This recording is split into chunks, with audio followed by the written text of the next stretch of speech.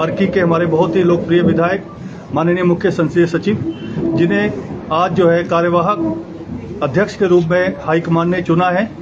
ये छात्र राजनीति से बड़े जुझारू रहे हैं और इनका समाज सेवा में काफ़ी आगे काम रहा है। खिलाड़ी के तौर पे भी इन्होंने जो है खेल भावना से हमेशा काम किया और रणजी में भी ये जो है रणजी खिलाड़ी रहे हैं, क्रिकेटर रहे हैं। हमारा सौभाग्य है कि आज ये कार्यकारी अध्यक्ष के रूप में पहली बार कल ही इनकी अनाउंसमेंट हुई और आज सोलन में हमें इनका स्वागत करने का अवसर मिला और सोलन के सभी जागरूक मीडिया को आज ये संबोधित करेंगे। तो मैं माननीय अवस्थी जी से निवेदन करता हूं कि सोलन की जागरूक मीडिया को संबोधित करें। धन्यवाद। मैं सबसे पहले तो धन्यवाद करना चाहूँगा राष्ट्रीय अध्यक्ष श्री मल्लिकार्जुन खड़गे जी का, श्री राहुल गांधी जी का, श्रीमती प्रियंका गांधी जी का, सोनिया गांधी जी का, श्री राजीव शुक्ला जी का, मुख्यमंत्री ठाकुर सुखविंदर सिंह सुक्खू जी सहित सभी शीर्षस्थ नेतृत्व का, जिन्होंने इन परिस्थितियों में, जैसी वर्तमान में हिमाचल प्रदेश की राजनीतिक परिस्थितियां उत्पन्न की गई हैं विपक्ष द्वारा, ऐसी परिस्थितियों में एक महत्वपूर्ण पद कार्यकारी अध्यक्ष के रूप में मुझे मनोनीत किया, मुझ पर अपना विश्वास जताया। इसके लिए मैं अपने राष्ट्रीय नेतृत्व का, प्रदेश के सभी वरिष्ठ नेताओं का धन्यवाद करता हूं और उनको मैं ये आश्वासन भी देता हूं कि जो उनकी उम्मीदें हैं, आशाएं हैं, मैं उससे भी बढ़ चढ़ कर कार्य करने का प्रयास करूंगा। और वर्तमान परिवेश में जिस तरह से सत्ता के लोभ में भारतीय जनता पार्टी द्वारा लोकतंत्र पर प्रहार किया गया, विधानसभा सत्र के दौरान पूरे प्रदेश ने ही नहीं बल्कि पूरे देश ने इस मंजर को देखा, लेकिन ये जनता का आशीर्वाद था, जनता की दुआएं थी, देवी देवताओं का आशीर्वाद था, जिसके बदौलत हिमाचल प्रदेश में सरकार, जो स्थापित सरकार को गिराने का और अस्थिर करने का जो प्रयास भारतीय जनता पार्टी द्वारा किया गया, उसमें उन्हें असफलता मिली। आने वाला समय चुनौतीपूर्ण है और जहां जिम्मेवारियां मिलती हैं तो जिम्मेवारियों के साथ चुनौतियां भी साथ आती हैं। मेरा पूरा प्रयास रहेगा कि हम टीम की भावना की तरह काम करेंगे और मैं धन्यवाद भी करना चाहूँगा अपने विपक्ष के साथियों का कि उनके इस प्रयास से हमें अपनी भी कुछ एक कमियां जो हम में रह गई थी तो उसको भी उजागर उनके द्वारा ये किया गया और हम उन कमियों को दूर करने का प्रयास करेंगे।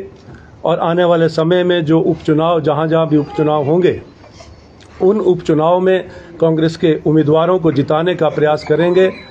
और लोकसभा चुनाव में इस बार चारों सीटों पर कांग्रेस पार्टी के उम्मीदवार को जिताने का प्रयास करेंगे। यही हमारा संकल्प है, यही केंद्र में जो हमारे शीर्षस्थ नेतृत्व है उनकी भी अपेक्षाएं हैं और प्रदेश की जनता ने जो मन बनाया है और जिस तरह से भारतीय जनता पार्टी के नेताओं द्वारा जो ये पहले कभी ना हुआ इस तरह की राजनीतिक जो व्यवस्था उत्पन्न करने के प्रयास किया गया, इसका जवाब जो है आने वाले समय में लोकसभा के चुनाव में और उपचुनाव में भारतीय जनता पार्टी को मिल जाएगा। यही हमारा प्रयास रहेगा कि हर एक कार्यकर्ता को मान सम्मान मिले, हर एक कार्यकर्ता को जिम्मेवारी देकर एकजुटता से हम इस चुनाव में भारतीय जनता पार्टी के उम्मीदवारों को हराने का प्रयास करेंगे और अपने इस लोकसभा के जब परिणाम आएंगे और उपचुनाव के जो परिणाम आएंगे, ये प्रत्याशित परिणाम होंगे और 5 वर्ष का जो जनादेश हिमाचल प्रदेश में कांग्रेस सरकार को मिला है, 5 साल पूरा करेंगे और जनहित की योजनाओं को लागू करेंगे। और माननीय मुख्यमंत्री जी का जो संकल्प है, सपना है हिमाचल प्रदेश को आत्मनिर्भर बनाने का, स्वावलंबी बनाने का, उसमें कंधे से कंधे मिलाकर उनके सपने को पूरा करने का प्रयास है। भाजपा ने हिमाचल में 4 सीटों पर अपने प्रत्याशी उतार दिए, लेकिन कांग्रेस अभी तक कोई भी नाम फाइनल नहीं कर पाई। तो क्या लगता है कि कांग्रेस किसी असमंजस में या क्या? नहीं, असमंजस कुछ नहीं है और हम अंतिम चरण में हैं और बहुत जल्द ही जो है सभी चारों उम्मीदवारों की घोषणा हो जाएगी और उपचुनाव में जो हमारे उम्मीदवार होंगे उनकी भी घोषणा हो जाएगी। मंथन कल चंडीगढ़ की में भी बैठक रही और बड़ी महत्वपूर्ण बैठक थी और बड़े सकारात्मक परिणाम उसमें निकल कर आए हैं और जल्दी ही जो है हमारे जो उम्मीदवारों की घोषणा हो जाएगी। भारतीय जनता पार्टी ने कांग्रेस के सभी बागियों को विधानसभा का टिकट दिया है, निर्दलीय को भी बीजेपी का टिकट दिया है। तो ऐसे में कयास लगाया जा रहा है कि भारतीय जनता पार्टी के जो नेता वहां पर नाराज है टिकट मिलने के कारण बागियों को, क्या कांग्रेस उन्हें अपनाएगी, टिकट देगी, चाहे नालागढ़ की बात करें या लाहौल स्पीति? ये जिस तरह की परिस्थितियां उत्पन्न करी गई हैं और उससे एक चीज तो साफ ये दर्शाता है कि भारतीय जनता पार्टी सत्ता के लोभ में सत्ता चाहती है और जैसा कि मुख्यमंत्री जी ने हमेशा कहा है कि हम सत्ता सुख के लिए नहीं आए हैं, हम सेवा भाव से राजनीति में आए हैं। आज हमें प्रदेश की जनता ने 5 वर्ष तक सेवा करने का मौका दिया है और आप देखेंगे कि इन 5 वर्षों में हम जनहित की योजनाएं जो हम लेकर आ रहे हैं माननीय मुख्यमंत्री ठाकुर सुखविंदर सिंह सुक्खू जी के नेतृत्व में न सिर्फ प्रदेश आत्मनिर्भर बनेगा, स्वावलंबी बनेगा, बल्कि युवाओं के लिए रोजगार के अवसर भी पैदा होंगे और जो महिला विरोधी जो ये भारतीय जनता पार्टी की नीति रही है, क्योंकि अभी जो ताजा उदाहरण मैं आपको देना चाहूं कि 1500 रुपए की जो सम्मान निधि महिलाओं को देने की जो बात हमने चुनाव पूर्व अपने घोषणा पत्र में जो 10 गारंटी योजनाओं का घोषणा पत्र था उसमें हमने बात रखी थी। आज 15 महीने के इस प्रदेश सरकार के कार्यकाल में 5 गारंटी योजनाओं को पूरा किया जा चुका है और उसमें से 1500 रुपए की राशि जो महिला सम्मान निधि की जिसका बड़ा शोर विपक्ष के नेता उठाते थे, बातें उठाते थे, तंज कसते थे कि यह कब पूरा होगा। जब हमने ये घोषणा करने के साथ इसको देना शुरू किया, जो लाहौल स्पीति से